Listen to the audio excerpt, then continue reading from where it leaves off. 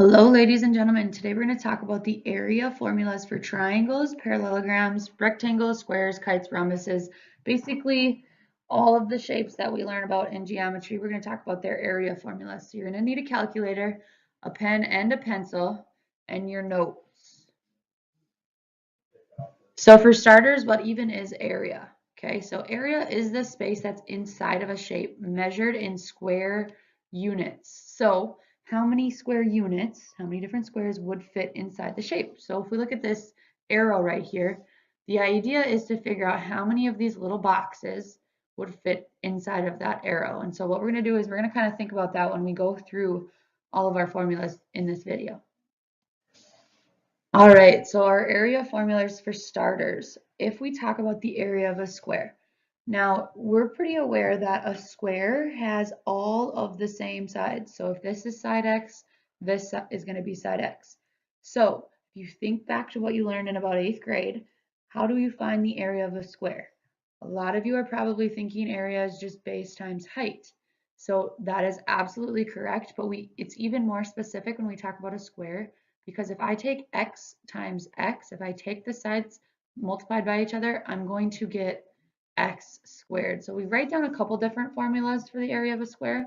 The first one we write down is base times height, but I write down the second one, a equals b squared, because the sides are all going to be the same in a square. That's why we call it a square. So again, both of them work, but making sure you have both of them written down just as a reference point. So as we go forward, when I write it down, you aren't confused. Now, if we talk about a rectangle, it's pretty much the same thing. Again, you know to take the base times the height to find that area. So just writing down that equation. And now here's where we might get into a couple that are maybe not as familiar to us. So a parallelogram, what even is a parallelogram? If you think back to way back at the beginning of the year, we talked about a parallelogram. It's like a slanted rectangle.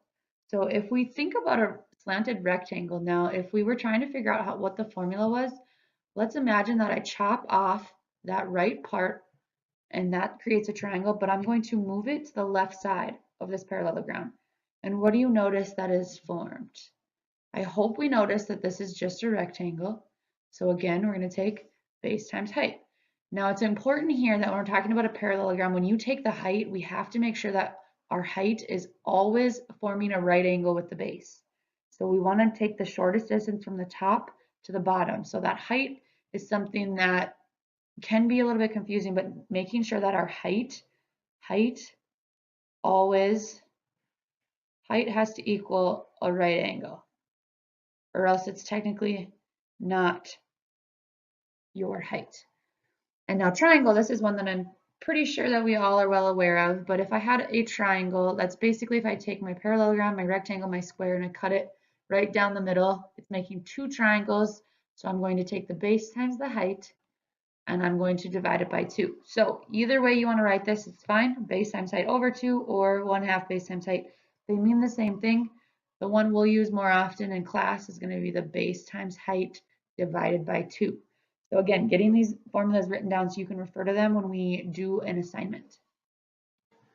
All right, another new formula that we're going to talk about is a trapezoid. So a trapezoid is a figure that's going to have one set of parallel sides. So if you see these arrows right here, that just means parallel.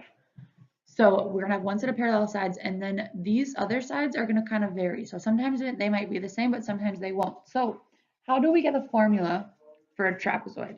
Well, if we were to change this picture up just a little bit, and if I were to look at it like this, if I throw on another trapezoid of the same shape, the very same trapezoid, but I flip it upside down and I put it on the right side there, we notice that this outside shape here is just a parallelogram, right? Okay, so what we're saying then is this parallelogram, we're going to take basically the base times the height. But since I added in another trapezoid, base times height, I'm going to have to divide it by 2. So now this is where it gets a little tricky, because if you notice here, the base of the base of this parallelogram, we're combining two different bases. So if we're combining two different bases, this B is going to change from just a B to a B1 plus B2. we're still going to be multiplying that by h and then dividing it by 2. So again, all I'm doing here is I'm changing this base, this big B, because now the big B makes up 2 different bases. So we take both bases, we add them together to get the whole base, we multiply it by my height, which is still, again, making that 90-degree angle, and I divide it by 2 because I had to add in that second trapezoid, and I want to make sure that I divide it by 2 to get just the one trapezoid that I started with. So this would be your area formula for a trapezoid. Now you can write it as 1/2 B1 plus B2 times H. You can write it as H times B1 plus B2 over 2, as long as you're keeping the multiplication and you're keeping the B1 and B2 in parentheses being added together. So again, just to make sure you have it written down, the area of a trapezoid is 1/2 base 1 plus base 2 times the height. So again, like I said, you can write this as B1 plus B2 times H all over 2, or you can write it as it is written above. So making sure that's in your notes because this is one that would be pretty new for us. Well, what about a kite or a rhombus? So understanding what a kite or a rhombus is, a kite is just like what you think it is. It's just like you fly it in the air. It's that diamond shape.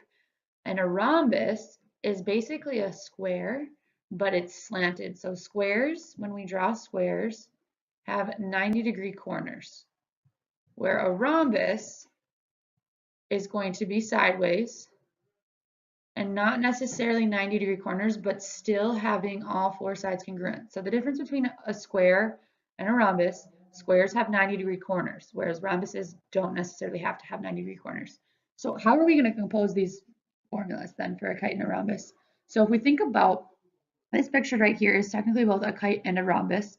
It's more classified as a rhombus because all 4 sides are the same, but it's made up of 4 different right triangles. So you could find the area of this triangle and multiply it by 4. Or if I take this triangle and I'm going to move this triangle up here, I'm going to redraw it. All I'm doing is I'm taking this triangle right here, moving it up over here. And I'm going to do the same thing with this triangle. So I'm going to take that triangle, I'm going to move it down here. So if I do that, then if you notice, I'm making a big rectangle. And if I make a big rectangle, what's happening there then is I'm just taking the diagonals and multiplying them by each other. So when we're talking about a kite, okay, again, we're only talking about this over here, but we're going to take those diagonals, and if I were to make another big rectangle over here, this rectangle isn't being included because I took those triangles out there. So if I took the diagonals, diagonal 1 times diagonal 2, because again, it's just my base times my height, I have to divide that by 2 because I'm not including the second rectangle that I drew. The whole diagonal, the second diagonal here, if I change my color so you can see that a little better, this whole diagonal is not being included when I moved these 2 triangles over here. We're only including half of this diagonal. So this would then be my base and this would be my height. So that's where I'm getting the D1 times D2. So this is going to be your formula for both a kite and a rhombus. So make sure that you get written in there A equals D1 times D2 all over 2 because again, we're only using half of the second diagonal. All right, and so just so that you notice and you have them written down, and if I wrote them down in a confusing manner, the area of a rhombus, again, is going to be 1/2 D1 times D2, and the D's just stand for your diagonals. And the area of a kite is the same thing, 1/2 D1 times D2, again, D standing for the diagonals. So you can write both of these as A equals D1, D2 all over 2, or you can write them as they have them written here. The last thing we're going to talk about now is circles. So again, all of our other shapes we've talked about have been 4-sided shape, but circles are super important when it comes to geometry. So we're going to throw those in there and we're going to do some examples with them as well. So the area of a circle is going to equal pi r squared. Now pi is just a number, 3.14159, that goes on in no specific order of numbers. But r then is going to stand for radius. So a radius is from the center of your circle to the outside of the circle. So if you look here, the diameter is composed of 2 radius, or 2 radii. So when we're given the diameter, in order to find the radius, we would just divide the diameter by 2. So then the c is a circumference. So circumference is a fancy word for basically the perimeter of a circle. It's the distance around the circle, and we say that is circumference. So the circumference of a circle is 2 pi r. Again, r stands for radius. And there is a pi button in your calculator, so when you do these, you can just type in that pi button instead of typing in 3.14159, because like I said, that's a rational number that just goes on forever with a bunch of different numbers. Okay, so again, area of a circle, pi r squared, r standing for radius, and circumference is like the perimeter of a circle, and that would be 2 pi r. So getting these written down under that circle tab so you have something to refer back to when we talk about the worksheets.